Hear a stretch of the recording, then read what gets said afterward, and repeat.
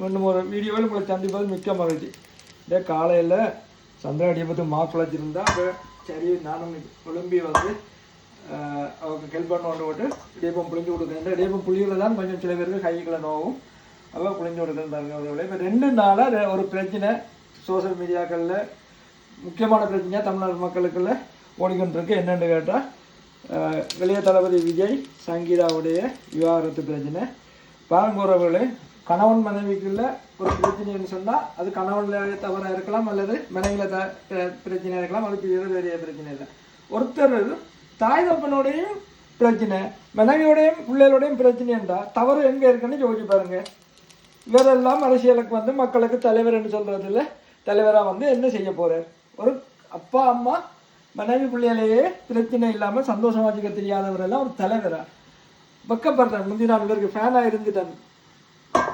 கொஞ்ச காலம் ஆரம்பத்தில் நான் விஜய் ஃபேன் தான்.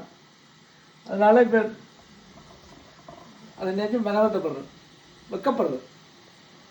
சிந்தியுங்கள் உறவுகளை, இவரெல்லாம் வந்து மக்கள் தலைவர் என்று சொல்லி கொண்டாடுற மக்களே சிந்தியுங்கள். நமக்கு இது தேவையா? மற்றது நாங்கள் இன்றைக்கி வந்து மதியம் சாப்பாடு இடியப்பம் தான். இடியப்பம் மின் சொதியும் வைக்க போகிறோம். வழங்குறவங்களே, இந்த இடியப்பம் வந்து அரிசி மாவும் குரக்கன் மாவும் சேர்ந்தது.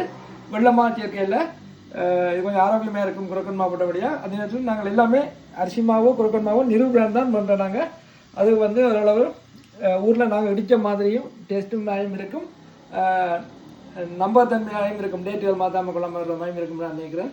அதனால் கூடுதலாக நிரூபண் அரிசி மாவும் குரக்கன் மாவும் இதெல்லாம் எல்லாமே நிரூபணம்லாம் பண்ணுறேன் நான். இப்போ இடியப்பம் இறக்கும்.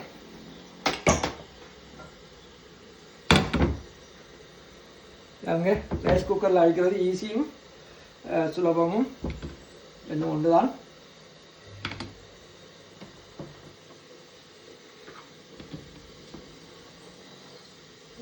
எண்ணெயில் திறந்து விட்டால் ஆவியெல்லாம் வெளியில் போயிடும், வீட்டுக்கு அனுக்காது. பாருங்கள் இவ்வளோ வசதியாக இருக்குது.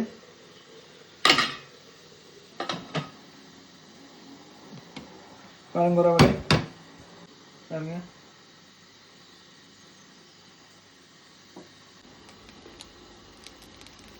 புளிகிறதும் ஈஸியாக இருக்குது.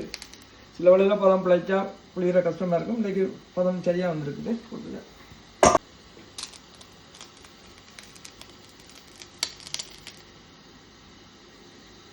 பாருங்கிற ஆரம்பத்தில் முந்தியெல்லாம் நான் இடியப்பம் புளியேக்கில் எனக்கு புளிகிற தான் தெரியாது, நடுவை குவியும். இப்போ அப்படி தான் குவியுது. ஆனால் சந்தோஷம்னா அப்படி முதல் கரையில் அப்படியே பிடிச்சி சுற்றிட்டு வந்தீங்கன்னு சொன்னால் நடுவை குவியாதுண்டு. பார்த்தீங்களா? நன்றி உறவுகளே, காலையில் உங்களை சந்திப்பது மிக்க மகிழ்ச்சி. மீண்டும் ஒரு காணொலியில் சந்திப்போம். நன்றி, வணக்கம். அன்புடன் நண்பன் தாத்தா சுரி.